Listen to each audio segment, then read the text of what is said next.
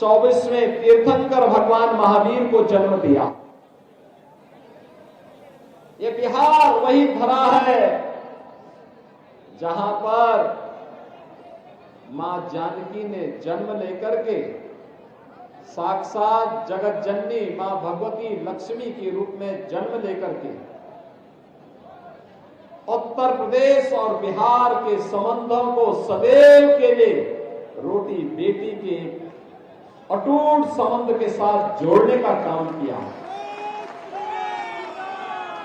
बिहार की वही धरा है, जब भी कोई लोकतंत्र पर प्रहार करेगा बिहार उठ खड़ा होगा। बिहार के नौजवानों का जज्बा जो लोकनायक जयप्रकाश नारायण के नेतृत्व में कांग्रेस की दुर्विसंधि को फेल करते हुए उनके द्वारा संविधान का गला रोंदने का जो काम किया गया था, बिहार के नौजवानों ने लोकनायक जयप्रकाश नारायण के नेतृत्व में फिर से लोकतंत्र की बहाली के यज्ञ को आगे बढ़ाया था। यह बिहार की धरती जिसने देश के पहले राष्ट्रपति राजेंद्र प्रसाद जी को जन्म दिया, ये बिहार की धरती जिसने विद्यापति जैसे साहित्यकार दिए, ये बिहार की धरती जिसने मैथिली और भोजपुरी की छठ की वाली शारदा सिन्हा को जन्म दिया। ऐसी पावन धरा को कोटि कोटि नमन करने का इच्छा किसकी न हो रही हो। बहनों और भाइयों, उसी परंपरा का निर्वहन करने के लिए मैं आपके बीच आया हूं। मैं बीच में आने वाला था लेकिन समय नहीं मिला, लेकिन मैं आपको धन्यवाद करने के लिए आया हूं।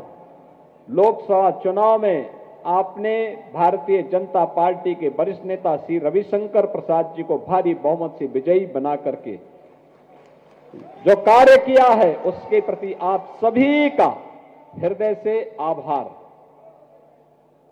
बहनों और भाइयों, कौन वे लोग थे जो इतनी गौरवशाली परंपरा को जिन लोगों ने पहचान के संकट के दौर से गुजारा था।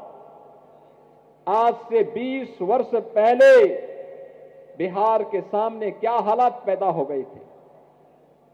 बिहार, जिस बिहार की गौरवशाली परंपरा पर भारत गौरव की अनुभूति करता है, उस बिहार के सामने पहचान का संकट खड़ा करने वाले कौन लोग थे? ये वही लोग हैं जो आज महागठबंधन के रूप में आए हैं, कांग्रेस, आरजेडी और उनके सभी पार्टनर्स।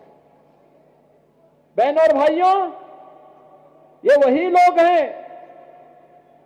आरजेडी के 1992 से लेकर के 2005 के शासनकाल में इस बिहार के अंदर क्या नहीं हुआ था। बिहार के अंदर जातीय संघर्ष, लगभग 6 दर्जन बड़े जातीय नरसंहार की घटनाएं घटित हुई थी बिहार में। जातीय सेनाएं खड़ी करके हिंदू को हिंदू से लड़ा करके पूरे बिहार में बांग्लादेशी घुसपैठियों को यहां पर अराजकता फैलाने की छूट दी गई। हिंदू को हिंदू से लड़ाने और दूसरी तरफ तुष्टीकरण की पराकाष्ठा पे चलते हुए हर माफिया को अपना शागिर्द बनाने की घोड़ बिहार के अंदर जो 1992 से लेकर के 2005 के बीच में प्रारंभ हुई, इसने बिहार के सामने पहचान का संकट खड़ा किया। कोई भी आईपीएस, कोई भी आईएएस, कोई भी आईएफएस बिहार के अंदर नौकरी करने को तैयार नहीं।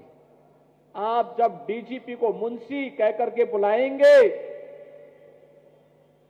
मुख्य सचिव को बाबू बोल करके बुलाएंगे, ट्रांसफर और पोस्टिंग एक उद्योग हो जाएगा।